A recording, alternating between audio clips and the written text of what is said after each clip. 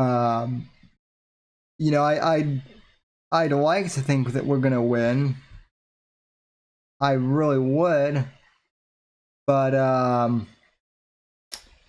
I just hope that we're not like overly confident that Trump is gonna win. In other words, I hope that people still get out and vote for Trump, and don't have what the because what happened with Hillary was the Dems were so sure that Hillary was going to win anyway that like a lot of them stayed home because they were like, well, no one's going to vote for Trump, right? And then the Republicans came out in force and voted for Trump overwhelmingly, and Hillary got defeated even though she was kind of preordained, quote unquote. And so, I just hope that people still show up to the polls and vote and not think that Trump is going to win this thing in a landslide. I think if people show, Well, I think if go people, ahead. I'm sorry. I think if people show up, Trump is definitely going to win. But I just hope people aren't overly confident because I'm not. Fucking 2020, No, fucking 2020 has been a weird ass year. Anything can fucking happen between now and December. Fucking aliens isn't it? fucking aliens could invade. So As I say, it's such a weird,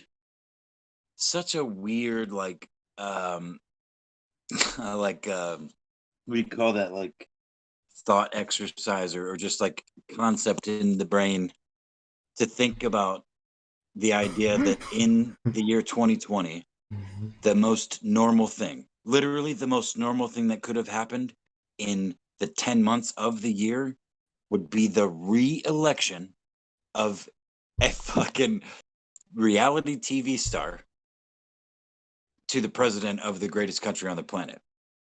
You know what I mean? Like the most divisive, probably the most, one of the most, if not the most divisive presidents in history being yeah. reelected, the most non-political politician being reelected. That would be the most normal thing to have happened all year. Like, Oh yeah. you know what I mean? Like, maybe not, maybe normal's not the best word, but you get what I'm saying? Like, it would be the most like, ah, like, I don't know.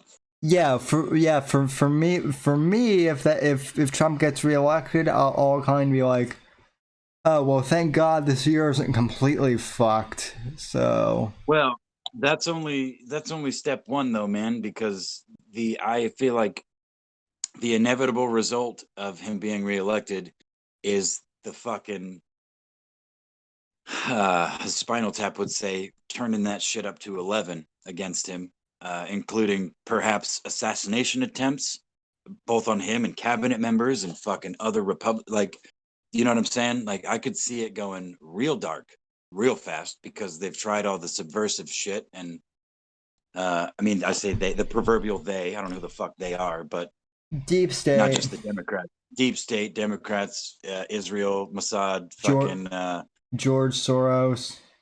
Soros, yeah, Turkey, Russia, China, fucking China, goddamn Xi Jinping, Xi, as in she, SHE, spelled XI, See, but it's she because he's a fucking woman. see, I see when it comes to all the shit that Israel gets blamed for. I mean, I'm pretty pro-Israel, and if people want to call me a Zionist, so fucking be it. That's it. But I'm out. everything that Israel gets blamed for, I always blame on the Chinese. So, um, Ah, I'm most not gonna go there, Sam. I don't want to get your channel banned. most of it, anyway. So, but I mean, the USS Liberty. no, well, okay, that's an exception. That's an exception. So, That's just one, but yeah, I get what you're saying. What I find, especially in most recent history, is what Russia gets blamed for is what actually China is doing. oh And yeah. there was an article I posted that I think Alex from Versa posted in the Versa Discord earlier. about a group of hackers that have allegedly leaked. They hacked into 3 major telecommunications companies of the Chinese Communist Party, the names of which I can't recall off the top of my head. But what they've released so far alleges like exactly like exactly what people have been speculating, especially, I mean, most notably for us here is the things that I've been, rambling about as far as their control on information and their network of spies. I mean, it turns out, according to some of these leaked documents, and this is not verbatim because it's been several hours, at least 2 bowls of marijuana since then. But the Houston consulate that was recently closed, which you'll remember, and where they were burning documents and shit, these leaks that these hackers supposedly, allegedly hacked into proved that there were military officials in that consulate there for espionage purposes with fake IDs and shit that had gone in and out. And again, these are all unverified, but the group of hackers have like 40 gigs of information that they're going to be dumping pretty soon. So this all goes. I expect more of it. The tweet that I posted, I think, or at least I intended to say, expect more of this shit as this great fucking iron curtain across Asia comes down once again. As I keep the metaphor I keep using, because there's a lot of Chinese people, man. There's a lot of Chinese Communist Party members, rather, but there are way more Chinese people, and there are way more people just in general on the planet. And freedom tends to, well, not just maybe not freedom because we're not even fucking free here, but that sort of oppression that they've been dealing with over there for the last several decades, it just can't last, man. It just won't, especially in an age where information is so freely flowing. As much as they try to restrict it, they won't, they can't, they haven't. You know what I mean? So it's just, I feel like we're watching. Like I said, not last week because I was fucking wasted, but maybe the week before, that it's weird watching the pieces move in such dramatic ways as I feel like they are now. I mean, I don't. It's again, it's hard to call as you're watching it, but I feel very strongly about what we're witnessing with China right now, as I've made very clear to you and the audience. Yeah, Um, yeah. it's This God. Literally, it's like God is punishing them right now. They are fucking that Three Gorges Dam, that largest hydroelectric plant in the world, is facing its 5th wave of major flooding in the last like 2 months. And there are like 54 million people, according to the Chinese numbers, and we know how they like to report numbers. 54 million people have been displaced or affected, and several thousand have died, obviously, and food shortages, and I mean, it's not good. It's literally, they have something called the mandate of heaven in the Chinese Communist Party, and that's the understanding that God, whatever that is to them, and heaven ordained their rule so that harvests will be bountiful, and basically the idea is that when natural disasters start occurring, especially piled on top of each other, according to the mandate of heaven, that whatever ruling party is doing it wrong and needs to be removed. And on top, when you think of, I mean, if you just, some of the, maybe it's just me because of the things I pay attention to on the internet, but like the shit that's been happening over there, it's been snowing in the middle of summer. And again, all these massive floods and random lightning strikes causing giant fireballs all over the place. China's huge. So, of course, random shit's going to happen all over the place. But it just seems It just seems like it's almost, well, it actually is biblical because there's literal rivers running red and shit, which is not the first time it's happened. But again, on top of everything else, it's hard to ignore as somebody not super religious, but definitely faithful, and somebody who hopes for the continued existence of the human race. You know, like and it looks for the brightest light towards that. I don't really give a fuck about much else, but you know, persecuting and what the Muslim Uyghurs and the Falun Gong. I mean, we don't even know the truth about all that shit yet. No, We and will. yeah, hopefully we're all around to discover what that truth is. That's what I'm kind of hoping for. Well, that's what I refer to when I say that once that Iron Curtain comes down and the rest of the world is able to see the atrocities, I think that will be a watershed moment for the rest of the world, because these people like my friend, who really is, and I mean really truly, and I know this, is a good person in his heart, generally speaking.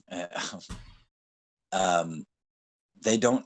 They're so ideologically driven because things are so fuzzy. Everything is so fuzzy.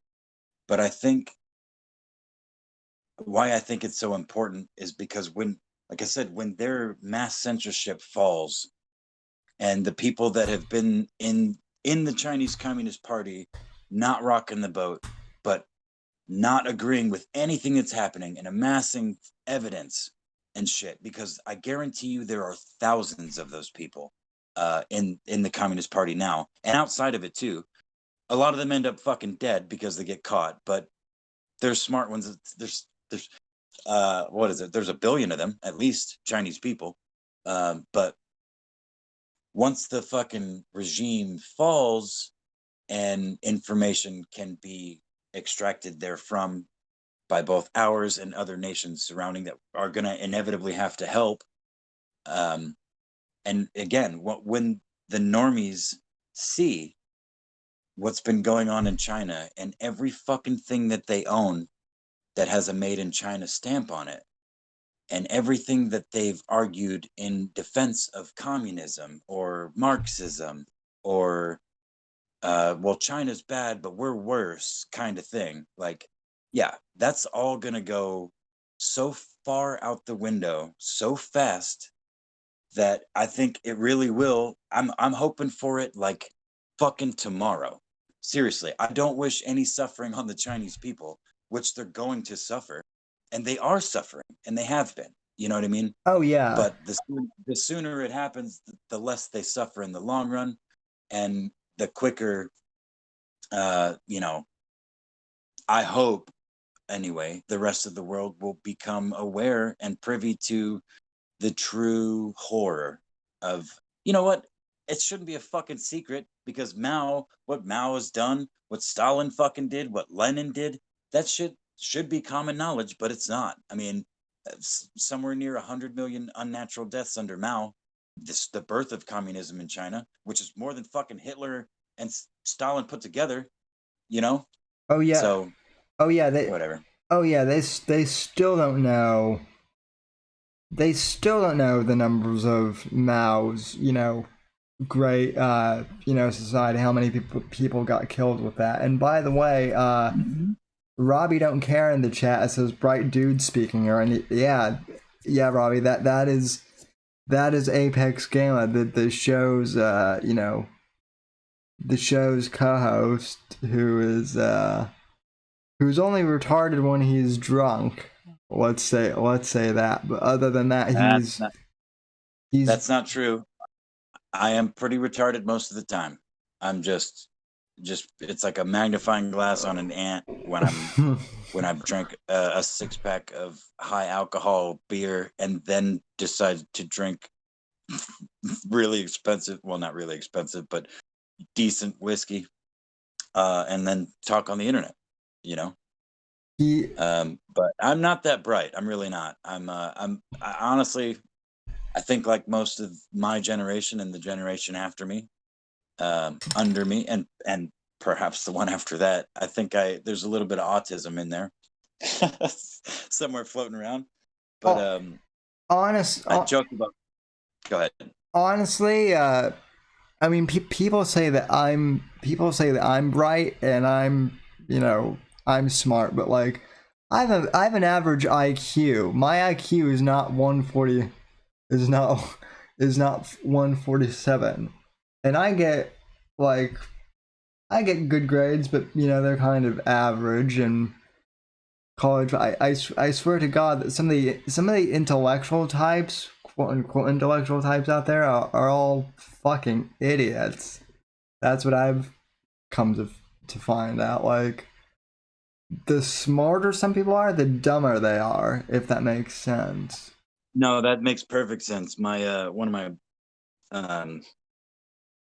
my stepdads growing up was